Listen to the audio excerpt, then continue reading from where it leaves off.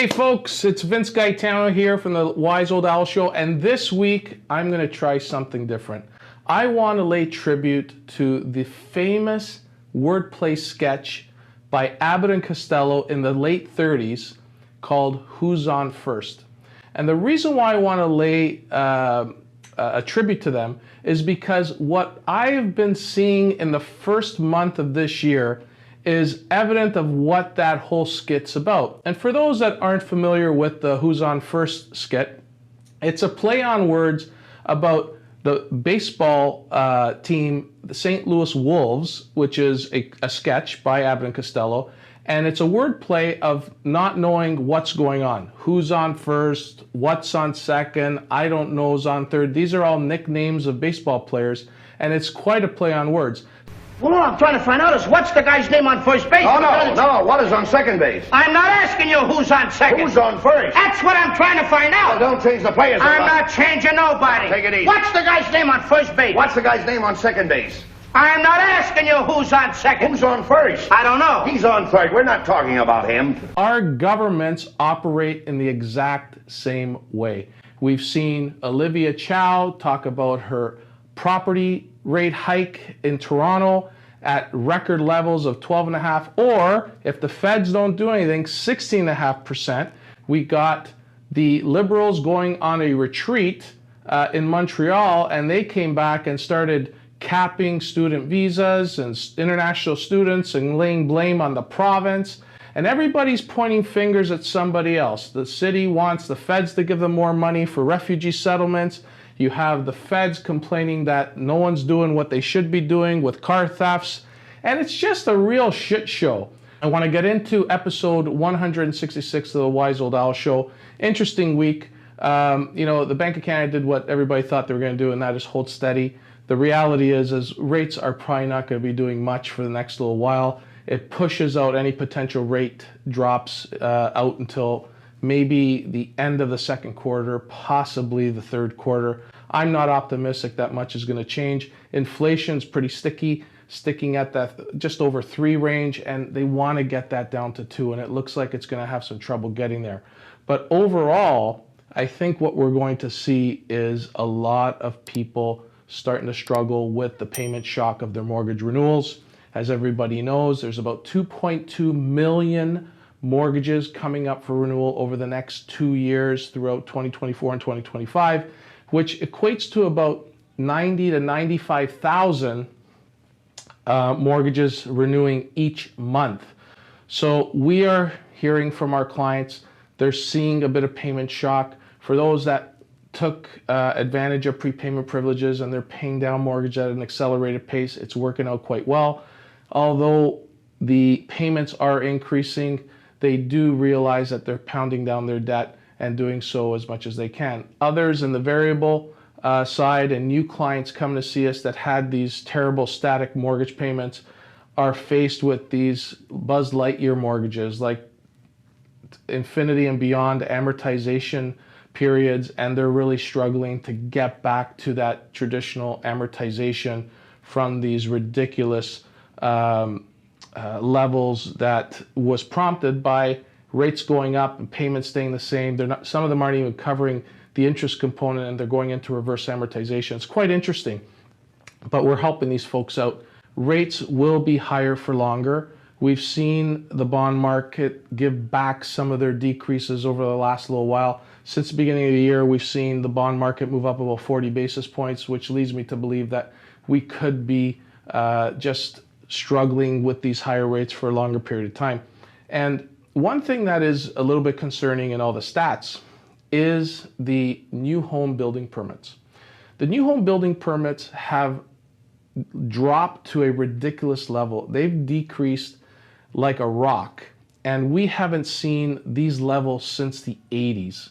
And that's quite concerning because right now there is one family home being built for every 25 people that have been added to the population, which leads me to believe that there's going to be some imbalance with supply and demand a few years down the road. And that could pose another little bubble.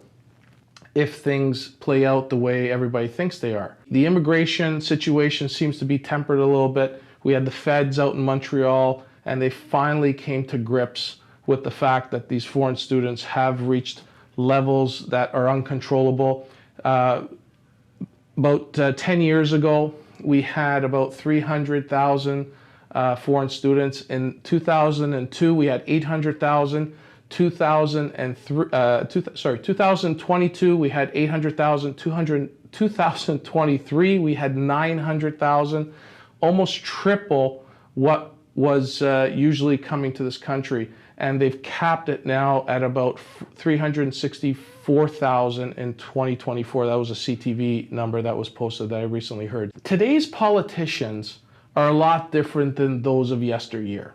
The gentleman I was talking to was a former aide to a minister in the 80s and 90s and worked in government very closely and actually worked on the free trade agreement by this government and by the government of Canada with the US. And one of the things he pointed out, which I thought was very interesting, is that back then, people that worked with the minister worked in the actual ministry in which they represented. They worked very closely with the bureaucrats. They worked hand in hand to get stuff done. And there was a lot of governing, a lot of oversight. And today, he pointed out, is that today's politicians of all stripes are very good at campaigning and winning elections and terrible at governing. And he pointed out, he said, you know, I would bet you dollars to donuts if you ask Krista Freeland how many times she's gone into the Ministry of Finance in Ottawa, you'd be surprised to know that it's not very often. She actually works out of her home in Toronto and barely is in Ottawa. And this is the Deputy Prime Minister and the Minister of Finance. So I'd be really interested. I don't know what the answer is, but I found that to be quite an interesting comparison. And one has to wonder, are today's politicians really doing a good job governing this country? That needs a lot of collaboration with different levels of government, needs to work and figure out solutions that make sense and use common sense. And it just seems like nothing's getting done. It's just, you know, divisiveness, campaigning to win the next election, and there's nothing done in between. It's just a big void of stupidity and people scratching their heads wondering what's going on. How did we get in the mess we are in? How do we get in a situation where a government fails to take on recommendations from professionals a few years ago that this immigration flow coming into this country is going to do a lot of damage to the infrastructure and social services and the safety net of this country? How do they just avoid talking about it, avoid dealing with it, and just saying, you know what, we'll just keep bringing them in? So somebody's got to take responsibility for this, and this is the mess we're in. High inflation, people trying to fight for shelter amongst themselves and driving prices up. Rent is going through the roof, and we got record levels of homeless people at food banks. The food bank lines are going through the roof. It's just an absolute shit show. So on that note, let's tighten up the chin strap on the helmet. Let's get into the questions from you folks and see what we got today. From Carol_Y_Familia, any updates on the stress test? Thanks, Vince. Well, you know, this is an interesting question because people think that something has been done with the stress test, and it really hasn't. OSFI provided some guidance in December that they're not going to be making any changes to the stress test anytime soon. And they usually make their announcements at the end of the year. So for 2024, they've led us to believe that it will be the same. Nothing will change. So there's still a 2% added to the rate that your contract is at, and that will be the qualifying rate used to qualify you on your mortgage. Now, if you do have an insured mortgage and you are not changing the amount and you're coming out of a renewal, if your mortgage is insured, which is high ratio insured initially, you do not have to use the stress test. You will just be qualified on the contract rate. So it only applies for folks that currently have a mortgage coming up for renewal and we're in a high ratio mortgage, okay? So that's the only case where a stress test doesn't apply. Now, there are some credit unions that don't have to abide by the stress test. There are some other alternative lenders that aren't regulated by OSFI that don't use a stress test, but traditionally some of those rates are a little bit higher. Okay, they're not necessarily always prime for with the exception of some of the credit unions that are aggressive. So, there are options out there. So please reach out to your local mortgage broker if you need some help from our team. We'd be happy to answer your questions and help you out. But that is pretty much the story on the stress test, and it still is an affordability issue. Or affordability has become a challenge. People are adding folks to title to help them qualify. So we're seeing an increase in the number of people on title. We're seeing 3, 4 people, parents, siblings, guardians, giving folks a hand to qualify. And that seems to be the trend in this marketplace as we're still dealing with that affordability issue. And it's going to cause a challenge for most. And with a lot of layoffs taking place, we saw the financial services industry lay off close to 4.4% of their workforce in the last 90 days of last year. People are worried. People are still concerned about their employment. And folks that are not confident that their jobs will be long-term don't tend to buy big ticket items like cars and homes. So there may be a reason why there's still a lack of activity in the marketplace, although there's still a few that are eager to get out there and get into the market. So very, very interesting to see what happens. Next one. Why are people going crazy buying in the last week? That's on the heels of the last question.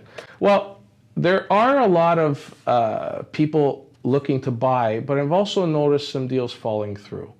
There have been some instances of bidding wars across the city in pockets. And what I do still see are conditions of financing.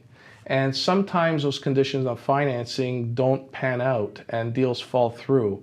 So there is quite a bit of activity. I think you're starting to see a lot of people lowballing offers to see if they could get a bite. But I don't think we're still achieving what we did last January. I think some initial numbers for the month were still a little bit below last year's month to date. So we'll see what the month looks like at the end of it and compare it and see if we're really rocking like everybody thinks we are. Okay, so I'll leave it at that. Take one more. Cash_EWS. Are we in the middle of a soft landing right now, or do you think the worst has yet to come? I'm no cheerleader. Okay, I try to call it like I see it, and I usually get a feeling for what's happening in my brokerage, what I'm seeing from my clients, what I'm hearing from my community, and I try to gather all that data to get a sense of what's going on. I do participate in the Bank of Canada survey every month about sentiment, about where we think inflation is going and whatnot. So, Bank of Canada has some tools out there that goes out into the business community to identify what the consumer sentiment and the business sentiment is about what is coming down the pipe. It doesn't seem like it's very positive. And I do believe we're in for a tough year. It's not what realtors like to hear. I get a lot of DMs from realtors saying, why are you a negative Nelly? Why are you not bullish? Can't you see we're seeing more activity? Here's the reality. Rates aren't going anywhere, okay? And people still can't afford their payments, okay? People are using up more of their disposable income every month on mortgage payments, and they're not able to spend on other things, which made people sad, mad, and angry.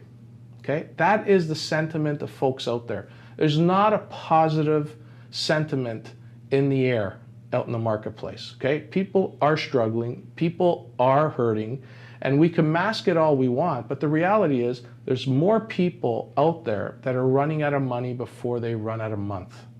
That's not a good thing. People are cashing in their RSPs, they're cashing in their savings, their tax-free savings accounts are being depleted to make their payments, okay? So the savings rate isn't moving in the right direction for the low and middle class. The rich are getting richer, the poor are getting poorer. And the middle class is hurting because cost of living, inflation, cost of borrowing is going through the roof, and things are not getting better. So that's why there's a lot of focus on politicians, and they're being more critical of them than ever because people are just not doing well. So, I think the worst is yet to come.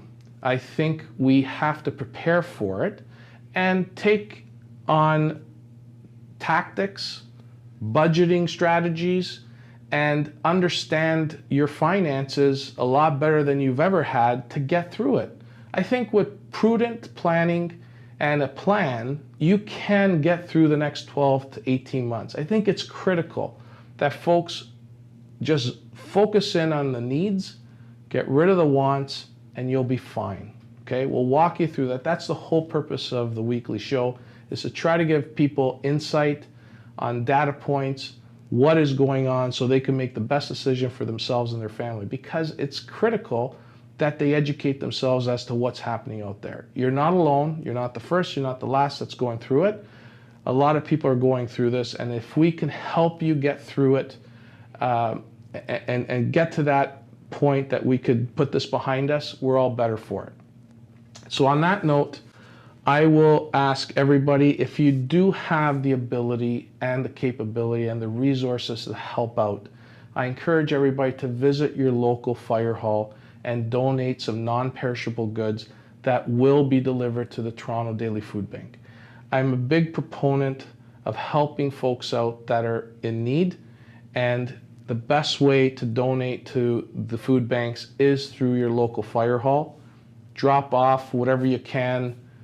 Let's help these folks out. They are our residents. We cheer for them at sporting events. We go to concerts and events throughout the city, and we rub shoulders and elbows with them. Not everybody's doing well. There's a lot more people hurting than ever before, and it's up to us that can help and have the resources to do it, to reach out and give them a hand. So on that note, I want to thank you for tuning in. I appreciate all your love and support and encouragement, and we'll see you next week. Take care.